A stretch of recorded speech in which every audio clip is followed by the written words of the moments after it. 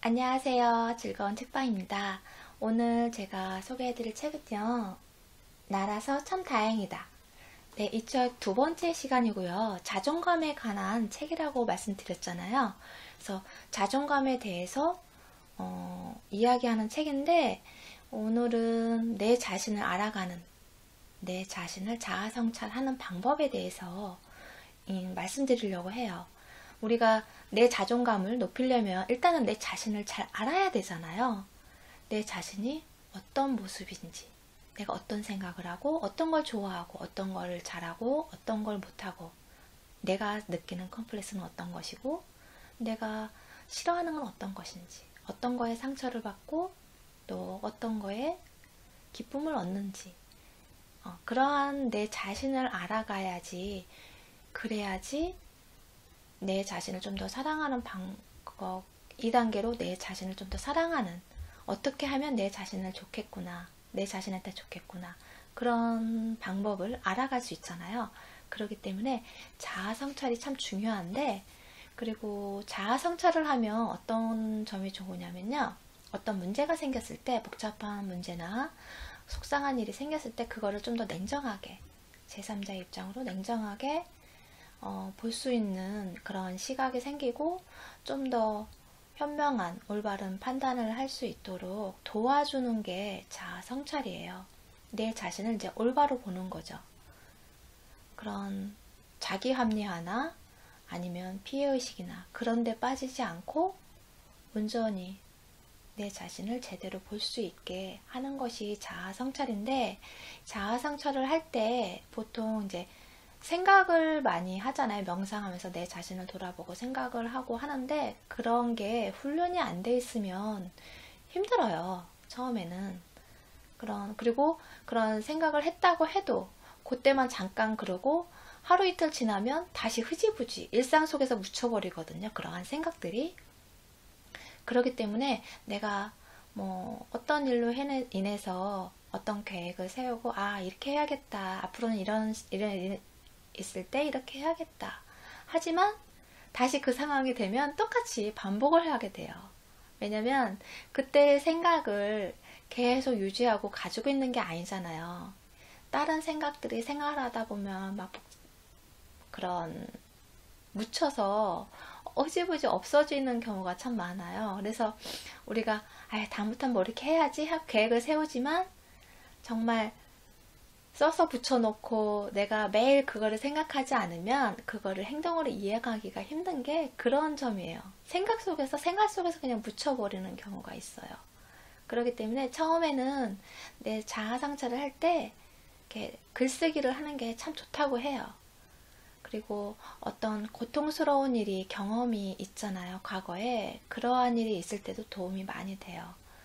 처음에는 그런 힘든 일, 상처가 아주 크거나 고민스럽거나 그런 일을 이렇게 정말 드러내놓고 다 보고 생각을 하고 적어야 되기 때문에, 정말 그거를 쓸 때는 눈물 나고 괴롭고 그러거든요. 근데 그거를 오랫동안 쓰면 자꾸 이제 그거를 들여다보니까 묻어지면서 좀 더 객관적으로 볼 수 있는 시각이 생겨요. 주관적이 아니고 객관적인 볼 수 있는 그런 시각이 생기거든요. 그렇기 때문에 이게 한두 번 해서 끝나는 게 아니고요. 글쓰기는 지속적으로 매일 몇 분만 써도 되고요.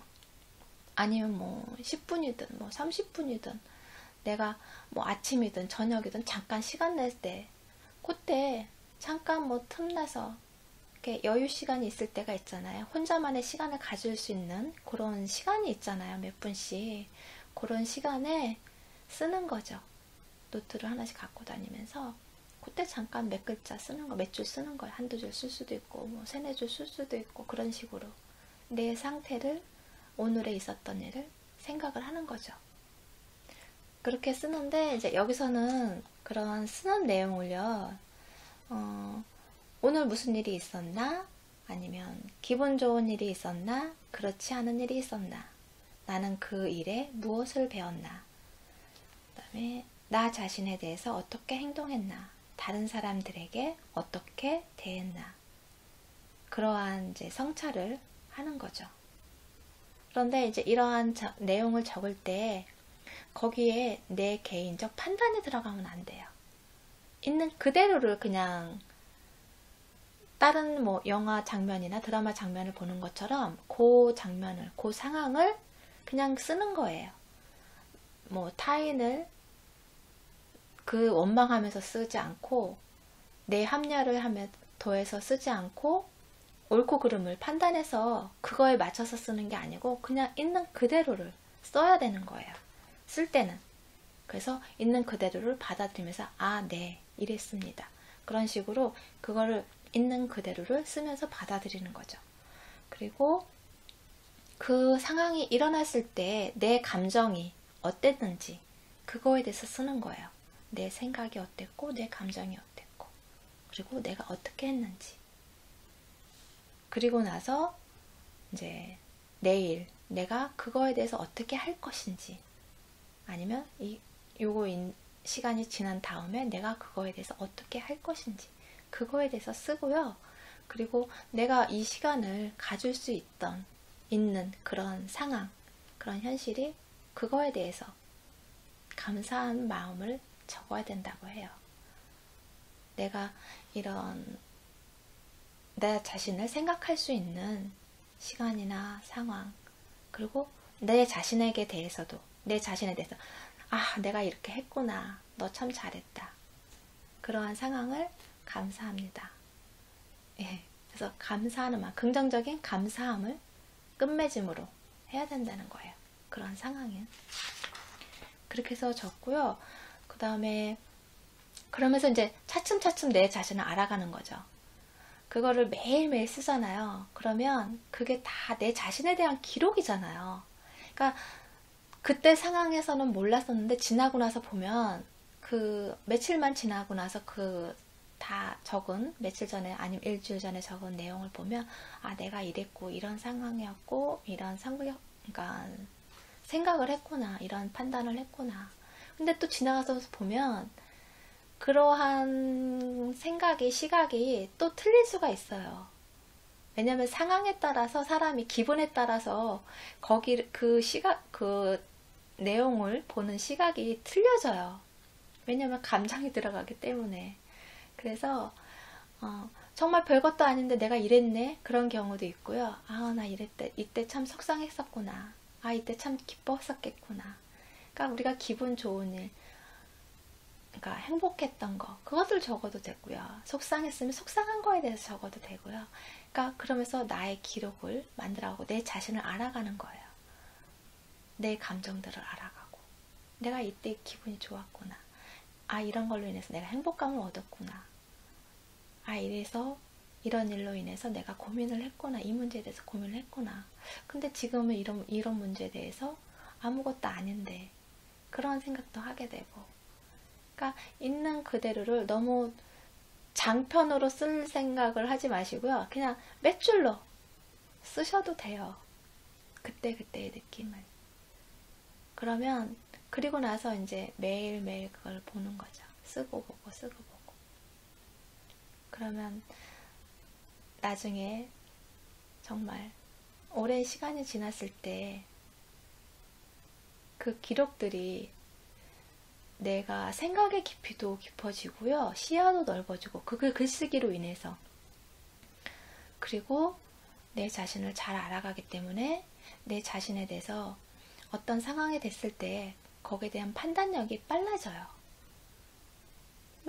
처음에는 막 고민만 하다 맨날 며칠을 고민만 하다가 아무런 결과물 없이 아무런 소득도 없이 그냥 포기해버리고 어떤 때는 그냥 흘러가는 대로 그냥 이끌려서 가게 되고 내가 선택한 것이 아니고 그냥 등 떠밀려서 가게 되는 그러한 상황들이 벌어지는 경우가 참 많거든요.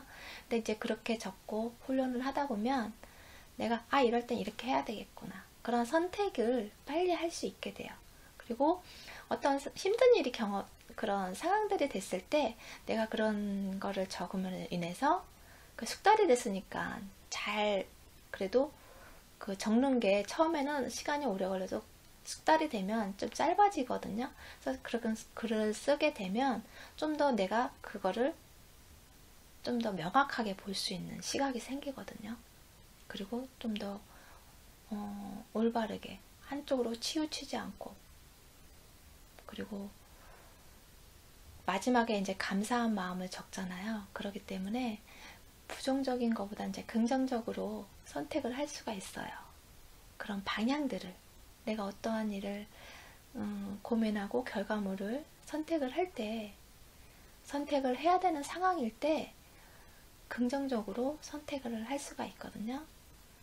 그렇기 때문에 이게 하루 이틀 힘들 때만 잠깐 하지 마시고 매일 꾸준하게 아무 때나 시간 날 때마다 적으셔도 되고, 그러한 습관을 한번 들여보시는 건 어떨까 싶어요. 그리고 우리가 어떤 힘든 일이 되거나 화나는 일이 있거나, 그런 좋은 일은 괜찮은데 화나는 일이거나 불쾌한 일이 있거나 고민이 있거나 그러면 내 자신의 선에서 끝나는 게 아니고 내 지인이나 가족들을, 그런데도 영향을 많이 미쳐요. 그리고 내가 자존감이 낮으면 나 자신에 대해서 불만족스럽기 때문에, 그리고 불안한 감정 때문에 그러한 부정적인 면이 많이 드러나잖아요. 행동이나 말에서. 그렇기 때문에 그러한 영향들이 다 가족, 결혼을 했다면 아이들한테 영향을 미쳐요. 고스란히 다 보여지기 때문에. 나는 그런 게 아니라고 하지만 그런 억양이나 말투에서 그런 화가 묻어져 나오기 때문에 이러한 감정을 숨긴다고 하지만 그게 묻어져 나와요. 그러니까 상대방이 그걸 아는 거죠. 느끼는 거죠. 그렇기 때문에 영향을 미쳐요. 그래서 여기에서는 어떤 분은 아빠예요. 자녀를 둔 아빠인데 아이들 때문에 자기 자신의 그런 면을 고치게 된 사례가 있어요. 그 부분을 읽어드릴게요.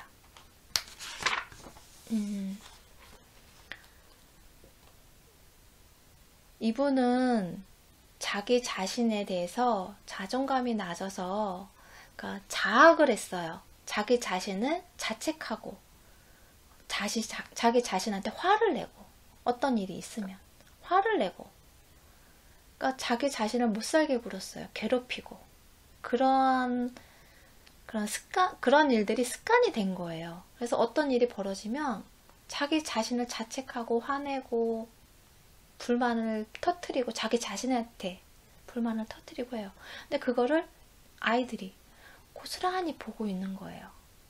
그거를 겪고 나서 고치게 됐어요. 아, 내가 이러면 안 되겠구나. 내 자신만 망가지는 게 아니고 내 아이들까지 망가지겠구나. 그러한 상황이 상담 내용이 있거든요. 그 부분을 읽어드릴게요. 필자가 기억하는 한 환자도 아이들의 시선을 생각해서 간신히 자학 행위를 그만둘 수 있었다. 내가 변할 수 있었던 것은 아이들 덕분입니다. 그런 짓을 아이들에게 물려주고 싶지는 않았으니까요.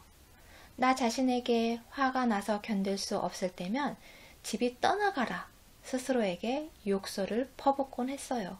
이 바보, 이 바보, 천치 같은 놈! 이라고 외치면서 말입니다. 그리고 주말에 가족들과 외출하는 것도 싫다. 가족 모임에도 참석하지 않겠다. 친구네 집에도 안 가겠다고 고집을 피우면서 자신을 벌주곤 했지요. 아이들도 차차 아빠는 뭔가가 잘 안 되면 저러시는구나 하고 이해하는 눈치였습니다. 그러던 어느 날이었어요. 큰아들 녀석이 수학 문제가 잘 안 된다고 신경질을 내면서 자신에게 욕을 퍼붓고 있더라고요. 내가 외치던 말과 토시도 안 틀리고 똑같이 말을 해가면서요. 정말 눈이 튀어나올 정도로 깜짝 놀랐습니다. 그때 이런 생각이 들더군요. 그래, 내가 애들한테 가르치고 싶었던 게 이런 거냐? 애들에게 이런 걸 물려주고 싶었어? 애들이 너처럼 행동하니까 좋으냐? 나는 내가 왜 이런 버릇을 들였는지 알고 있어요. 모든 이유를 아는 건 아니지만 한 가지는 분명히 알아요. 내가 어렸을 때 우리 아버지도 그러셨거든요. 더 이상은 그런 나쁜 버릇을 대물림 되면 안 된다는 건 분명하죠. 예. 아이들한테서 자신의 모습을 본 거예요. 자신의 안 좋은 모습을. 그런데 자신도 생각을 해보면 자신의 부모님이 그렇게 했던 거죠. 그런 것이, 그러니까 저도 생활하면서 아이들을 이제 대화를 나누고 어떤 때 이제 혼내기도 하고 하는데, 그럴 때 보면 깜짝 놀랄 때가 있어요. 내가 하는 행동을 아이한테서 보여지는 거예요. 그래서 이래서 부모의 역할이 정말 중요하구나. 자식의 거울이 부모라는 것이 이런 거구나 하는 그런 경험이 있어요. 그래서 아이들 앞에서는 정말 말도 그렇고 행동도 그렇고 조심하셔야 되거든요. 그대로 배워요. 그대로 따라하고.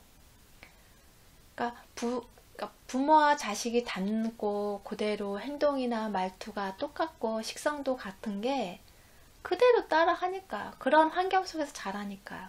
그러기 때문에 똑같은 거예요. 그래서 정말 조심하셔야 되는데, 내가 한 행동이 나 자신을 뭐 스트레스를 풀기 위해서 했던 행동이든 아니면 내 자신의 내 만족을 위해서 했던 행동이든 그것이 좋은 영향을 미치는 행동이면, 말과 행동이면 좋은데, 그렇지 않으면 그러한 것들이 자식한테도 대물림 된다는 거예요. 그렇기 때문에 정말 아이들 앞에서는 그런 말이나 행동이 내 감정이 아니고, 감정적으로 아이들을 대해서도 안 되지만 그런 안 좋은 언어나 행동은 정말 조심하셔야 돼요. 그대로 배워요.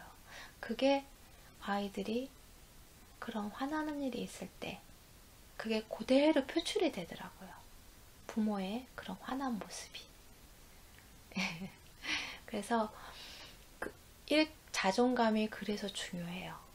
내가 내 자신을 알아가고 내 자신을 사랑한다면 내 자신한테 그렇게 화내고 욕설을 퍼붓고, 그리고 내 자신을 벌주고 일부러, 어떤 때는 내 자신을 벌주기 위해서 그냥 아파버리게 냅두는 경우도 있고 막 그런 경우가 있어요. 넌 좀 아파야 돼. 넌 좀 힘들어야 돼. 그런 식으로 힘든 상황을 나아지게 만드는 게 아니고, 개선하고 뭐 좋아지게 하려고 긍정적으로 방향을 내 자신을 이끌어가는 게 아니고, 그냥 힘들면 힘든 채로 냅둬버리는 그러한 상황이 생겨요. 내 자존감이 낮으면 내가 내 자신을 괴롭히는 거죠. 벌 받으라고 벌을 주는 거예요. 근데 그게 결코 도움이 안 돼요. 문제 해결도 안 되고 도움도 안 되고, 정말 그 말 그대로 내 자신을 내가 괴롭히는 것밖에 안 돼요. 그렇기 때문에 내 자신을 잘 들여다보고, 힘들면 아유 네가 힘들구나, 내가 힘들구나, 그래도 힘내자, 다독이고. 그러니까 긍정적인 자기 긍정을 말을 많이 하셔야 돼요. 자기 자신을 위해서. 그래, 힘든 일이 있고 어려운 선택을 해야 되고 어려운 결정을 하게 되면 넌 현명하게 잘할 수 있을 거야. 이러한 상황을 잘 들여다보자. 좋은 방법이 있을 거야. 이보다 더 나은 방법이 있을 거야. 넌 찾을 수 있어. 그런 식으로 내 자신의 능력을 너무 가소평가하지 마세요. 너무 깎아내리려고 하지 마시고요. 내 자신의 능력을 자꾸 끄집어내셔야 돼요. 내 자신이 이제 요만큼의 능력이 있어요. 그런데 그게 딱 요만큼의 능력 안에서 있는 건 아니잖아요. 경험하고 생각하고 하면서 생활하고 부딪히고, 인간관계에서 부딪히고 하면서 느끼고 생각도 넓어지고 하잖아요. 그러면서 발전을 하잖아요.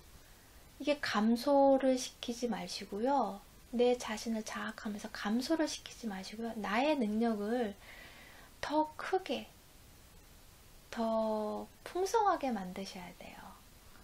그러한 능력들이 자아 성찰이고, 내 자신을 들여다보는 거고, 내 자신을 할 수 있다고 긍정적인 말로 그런 능력을 끄집어내셔야 돼요. 자꾸 꺼내서 쓰셔야 돼요. 이 정도 선이거나 이 정도밖에 안 된다고 거기서 머물러서 그 이상을 올라가려고 아예 생각도 안 하는 경우가 있어요. 내 자신을 너무 과소평가하는 거예요, 그거는. 왜 다른 사람은 그 이상일 거라고 생각하는데, 이상이라고 이야기해 주는데도 자기 자신은 아니야, 난 그럴 리가 없어, 난 그렇게 하지 못해, 난 그렇게 못하는 사람이야, 그런 식으로 해서 자기 자신을 깎아내리는 사람이 있어요. 자신의 능력을 뭐 상황 때문에, 나이 때문에, 뭐 학력 때문에 안 될 거야, 난 그렇게 못해, 그렇게 자기 자신을 자꾸 가두려는 사람이 있어요. 가두지 마세요. 자꾸 능력은 늘어나요. 제가 직장만 생각하고 살림만 하고 하다가 블로그도 하고 글도 쓰고 유튜브도 하고 하는 것이, 저도 지금 자꾸 알아가고 발전해가고 성장하고 그러는 과정이거든요. 그렇기 때문에 제가 나이가 40대 후반이에요. 후반에 가까워요. 그런데도 하잖아요. 근데 여러분들은 뭐 저보다 젊으신 분들이 더 많으실 것 같거든요. 저보다 나이 드신 분도 있겠지만, 경험도 더 풍부하고 더 많이 배우고 그러신 분도 있겠지만, 저보다 나이도 어리신 분들도 많이 계시잖아요. 그런데 자신의 능력을 그 안에서 가두지 마세요. 훨씬 더 많은 능력이 있어요. 저보다 더 엄청나게 더 많은 능력을 가지고 계시면서 왜 그거를 꺼내보지도 않고 들여다보지도 않으세요? 훨씬 더 많은 능력이 있는데, 용기를 내시고 자꾸 자기 자신의 능력을 들여다보고 꺼내 쓰세요. 그럴 수 있는 능력을 키우세요. 그래서 글쓰기 하시면 좋을 것 같고요. 그리고 자기 성찰을, 글쓰기가 정 안 된다고 하면 내 자신은 오늘 뭐 했나, 내 자신이 어땠나, 내 자신의 감정이 어땠나, 그런 거를 이제 생각을 하시면서 그런 시간을 가지셨으면 좋겠어요. 오늘 불쾌한 일이 있어서 누구랑 다퉜다면, 오해를 했다면 왜 그런 오해가 생겼을까? 누구 잘못을 판단하려고 하지 마시고요. 그 상황에서, 또 상대의 입장에 내가 그 상황이 내 입장이었으면 어땠을까? 상대방 입장도 되어보고, 그러면서 생각의 폭을 좀 더 조금씩 넓혀가는 거죠. 그러면 좀 더 내 마음의 생각의 틀이 넓어지면서 마음의 틀도 넓어져요. 우리가 생각이 먼저 바뀌고, 그리고 나서 마음이 그런 따라간다고 할까요? 그래요. 마음하고 생각이 같지는 않아요. 이게 거리가 가까우면서도 멀면 정말 제일 먼 거리가 나의 생각과 마음이라고 해요. 예를 들어서 금연을 하면 금연을 해야 된다는 건 알아요. 건강에도 안 좋고 하니까. 근데 생각을 하고 계획을 막 잡아도 이게 마음은 정말 해야 되는 걸 알지만 마음은 그러고 싶지 않은 거예요. 그러니까 이게 계획대로 안 돼요. 그래서 금연에 실패를 하고 그러거든요. 그런 것처럼 마음과 생각이 거리가 이렇게 멀다면 멀고요, 가깝다면 가깝거든요. 그렇기 때문에 자신에 대한 생각을 많이 하시고, 마음과 생각을 그러니까 거리를 자꾸 좁혀가는 연습을 하셔야 돼요. 그래야지 마음이 동요가 되고 마음이 움직여야지만 우리가 행동으로 움직이고 하거든요. 마음이 움직이지 않으면 이게 행동으로 잘 나오기가 쉽지가 않아요. 우리가 화나는 일이 있어요. 막 싸워서 불쾌하고 막 화나요. 근데 상대방도 말을 들어보면 이성적으로 판단을 하면 맞아요. 상대방 입장도 맞고 내 말도 맞고 그런 경우 참 많잖아요. 그래서 이제 어느 정도 인정을 하고 화를 내면 안 되는데 마음은 기분이 안 좋은 거예요. 그러니까 말을 하더라도 인정을 하지만 말은 기분 좋게 안 나가는 거죠. 불쾌하게 나가는 거고 투명스럽게 나가고 그러잖아요.